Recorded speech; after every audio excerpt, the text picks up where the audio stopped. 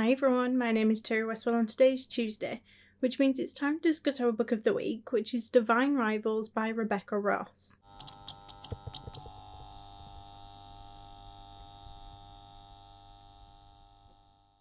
First, this is a spoiler-free section, so if you haven't read this book yet, don't worry about it, it won't be spoiled for you here. There will be some spoiler-related things that I want to discuss, but that'll be later on in the video and you will get plenty of warning. If you'd like to join in on any of the discussions, send me your thoughts, comments, or even a short video clip of you discussing the book, then I'll list the next upcoming 4 books in the description below. So I know I've said this a lot recently, or I guess it feels like I've said it a lot recently, but I was genuinely surprised with just how much I enjoyed this book. I went into Divine Rivals knowing pretty much nothing about it. I hadn't even read the synopsis properly, and I don't know why, I thought it was just going to feel a lot more high school, and I didn't think that it was going to be something that I would connect with. And to be totally honest, even if I had read the blurb beforehand, I'm still not sure that I would have thought that this book would have been for me. It's not a book that I usually would gravitate towards, and in all honesty, the main reason why I picked this book up is because I think for as long as I've been doing book reviews, this book has been everywhere, all over Book Talk, Instagram, BookTube, like, you couldn't escape it. And honestly, I am really glad that I've finally read it. I rated it 4.25 stars, which isn't a perfect rating, but it just hit me in a way that I wasn't expecting, and I enjoyed the characters, I liked the world, and the overall premise. So Divine Rivals follows Iris, who is a young journalist who's navigating grief, ambition, and survival in a world where gods are at war. She begins communicating with the mysterious rival via letters, and what started off as a professional competition slowly builds to something much deeper. At the same time, the story is set against a backdrop of an ongoing war. It has themes of loss, duty, and love, as well as the impact of conflict on ordinary people's lives. It blends romance, fantasy, and this historical style world building in a unique way. If I had to compare this to any other book, I would probably say something like One Dark Window or Songlight. It has this moody, atmospheric fantasy style with a very strong emotional core rather than constant action. It's very character driven, and the romance is woven in very naturally in this larger story rather than overpowering it.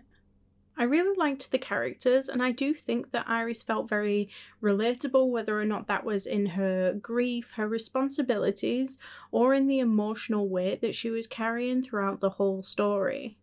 I also felt like the relationships, whether or not that was romantic or familial, felt very intentional, very meaningful, and well developed.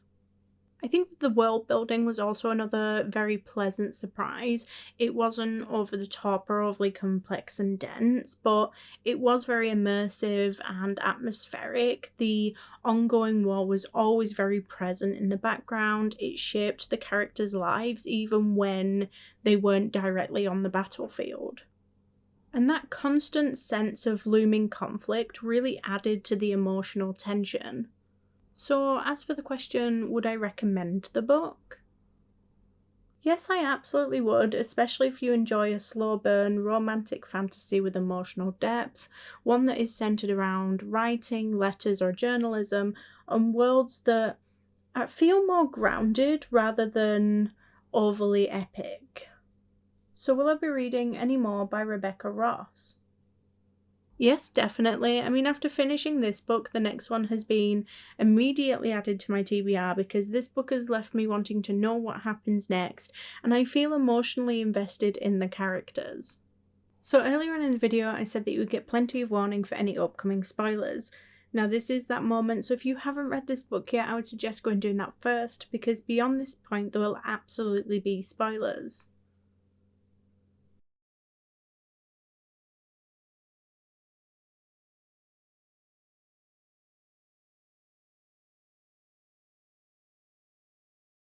One of my favourite things about this book was the letter writing communication aspect.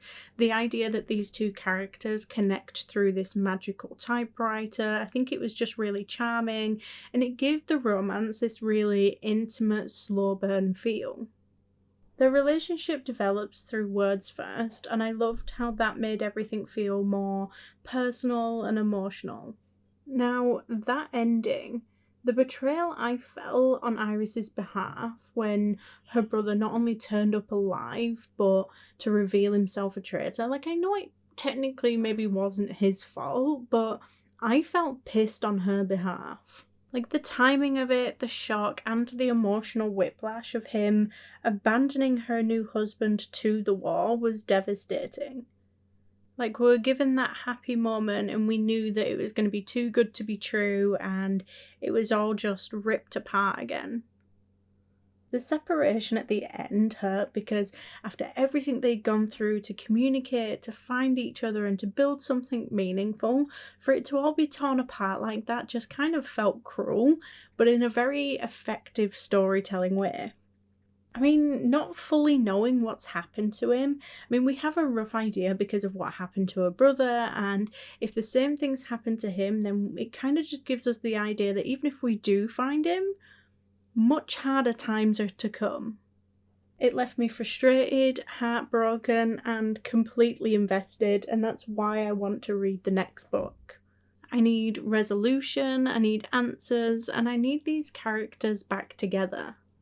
So overall, Divine Rivals is a book that completely exceeded my expectations. It's emotional, it's atmospheric, romantic, and surprisingly powerful.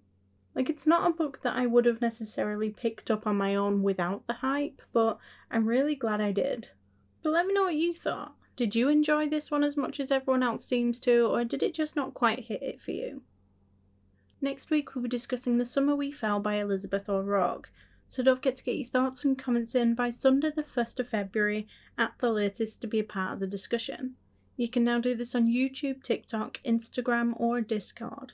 The following week will be everyone in the group chat dies, but don't forget if you do need a little bit longer to read a book, we do now list the next 4 books down below along with the discussion dates. That way you can choose the genre that best suits you and the best time frame to read it in.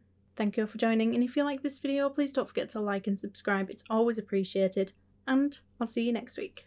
Bye.